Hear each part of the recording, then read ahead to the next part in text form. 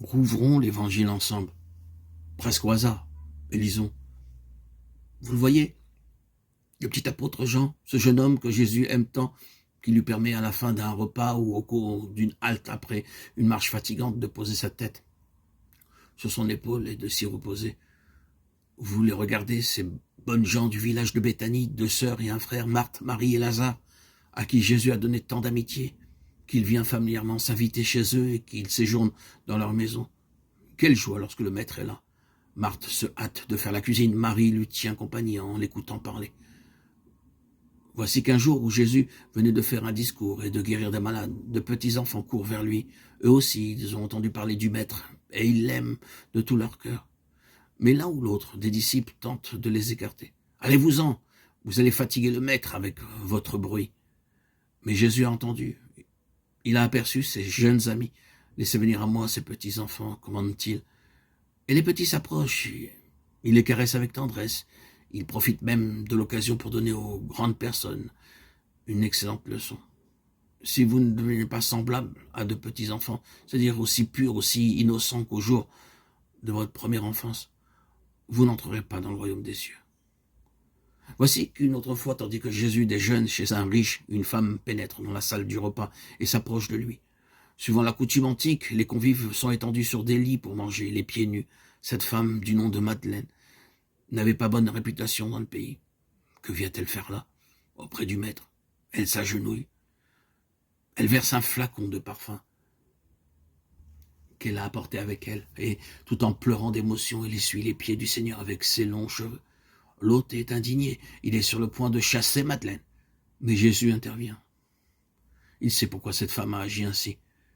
Quel amour l'a poussée, et lui pardonnant ses fautes, il lui parle avec une infinie bonté. Et voici encore l'histoire de Zachée, le publicain qui était de taille toute petite. Jésus traversait sa bourgade, Jéricho, et il y avait foule autour de lui. Zachée avait une immense envie de voir le maître, mais il n'ose pas aller lui parler. N'est-il pas simplement un pauvre employé des impôts que ses compatriotes méprisent? Et il est si petit, Zachée, qu'il ne parvient même pas à apercevoir le Seigneur à travers tout ce monde qui l'entoure. Alors, il a une idée. Il grimpe sur un arbre et de là, tout content, il regarde, il voit parfaitement. Mais Jésus, lui aussi, l'a vu. Comme il lit dans le secret des âmes, il sait pourquoi Zachée agit ainsi et quel amour l'a guidé pour lui. Alors, il s'écrie avec une gentillesse joyeuse, « Descends vite de ton arbre, cours à ta maison, car ce n'est pas chez un puissant ou un riche que je veux prendre mon repas, mais chez toi, mon bon Zachée, parce que je sais que tu m'aimes vraiment. » Des récits de ce genre, nous pourrions ainsi continuer à en rapporter pendant des pages et des pages. L'évangile en est plein, et pour nous, est-ce que tout cela n'est pas très réconfortant? Nous pouvons nous dire, si j'avais vécu au temps de Jésus, si j'avais eu le bonheur de le connaître, je suis bien sûr que je l'aurais aussi aimé. Et qui sait, son regard serait-il posé sur moi? J'aurais pu courir vers lui comme les petits enfants qu'il caressa. J'aurais pu lui ouvrir ma porte comme le publicain Zachée. Eh bien, cela est toujours possible et les siècles n'ont rien changé à cet amour de Jésus pour les hommes, c'est-à-dire pour chacun de nous. Dans l'éternité où il règne à côté de son Père, il continue à s'intéresser aux générations humaines avec la même tendresse qu'il montrait à ceux qui eurent la joie de le voir vivant.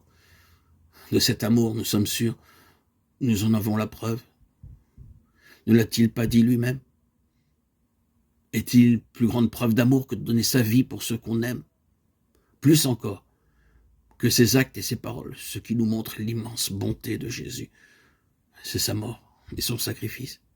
Et c'est là que nous en arrivons maintenant, à la preuve d'amour suprême que donna aux hommes le Messie en mourant pour eux tous.